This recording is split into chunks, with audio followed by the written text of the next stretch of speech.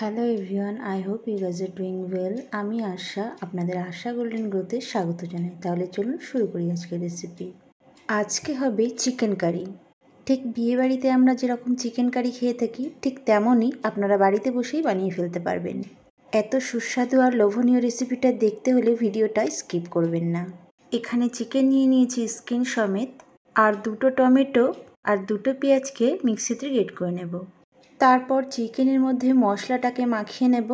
তার জন্য সবার প্রথম দিয়ে দিলাম পরিমাণ মতো লবণ, দিয়ে দিলাম হলুদ গুঁড়ো, এবার দিয়ে দিলাম ধনে গুঁড়ো, দিলাম জিরে গুঁড়ো, দিলাম কাশ্মীরি রেড চিলি পাউডার আর গরম মশলা গুঁড়ো, দিয়ে দিলাম কাঁচা লঙ্কা পেস্ট। লঙ্কাটা আপনারা আপনাদের পছন্দ মতো দেবেন। আমার বাড়িতে বাচ্চা আছে, তার জন্য লঙ্কাটা আমি অল্প দিলাম।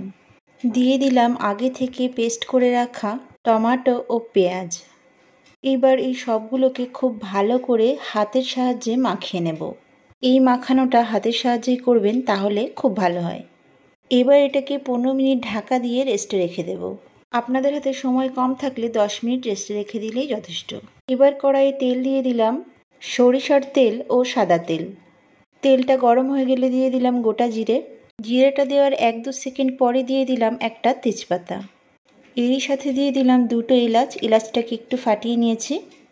দিয়ে দিলাম 2টো দালচিনির টুকরো, আর দিয়ে দিলাম 2টো লবঙ্গ।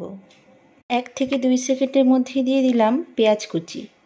পেঁয়াজটাকে একটু লালচে করে ভাজা করে নেব। তারপরে দিয়ে দেব আদা ও রসুন বাটা। আদা ও রসুন বাটাটা দেওয়ার পর ছিটিয়ে যাতে চোখে মুখে না লাগে, তার জন্য দিয়ে দিলাম মিক্সিটা ধুয়ে একটু জল, যেটাতে টমেটো পেঁয়াজের পেস্ট বানিয়েছিলাম। সাথে দিলাম অল্প পরিমাণ লবণ, দিলাম সামান্য হলুদ গুঁড়ো। এখানে সব মশলা সামান্য পরিমাণ করে দেব। দিলাম ধনে গুঁড়ো, জিরে গুঁড়ো, কাশ্মীরি রেড চিলি পাউডার আর গরম মশলা গুঁড়ো। এইবার এই সবগুলোকে খুব ভালো করে মিক্স করব আর 2 থেকে 3 মিনিট ধরে কষিয়ে নেব। মশলাটা কষানো হয়ে গেলে আগে থেকেই ম্যারিনেট করা চিকেনটাকে অ্যাড করে দেব। এইবার এই সবগুলোকে খুব ভালো করে 5 থেকে 6 মিনিট ধরে কষিয়ে নেব। কষাতে কষাতে দেখুন মশলা থেকে তেল ছেড়ে দিয়েছে। যখনই মশলা থেকে তেল ছেড়ে দেবে, তারপর পরিমাণ মতো জল দিয়ে এটাকে ঢাকা দিয়ে 10 থেকে 15 মিনিট মিডিয়াম টু লো ফ্লেমে হতে দিলেই রেডি হয়ে যাবে চিকেন কারি।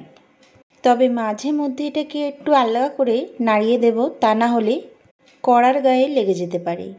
এইবার উপর থেকে একটু ধনেপাতা দিয়ে দিলাম। তারপর এটা সার্ভ করার জন্য প্রস্তুত। বন্ধুরা, ভিডিওটা পুরো দেখার জন্যে অনেক ধন্যবাদ। আর ভালো লাগলে একটা লাইকের আশা তো করতেই পারি। আবারও দেখা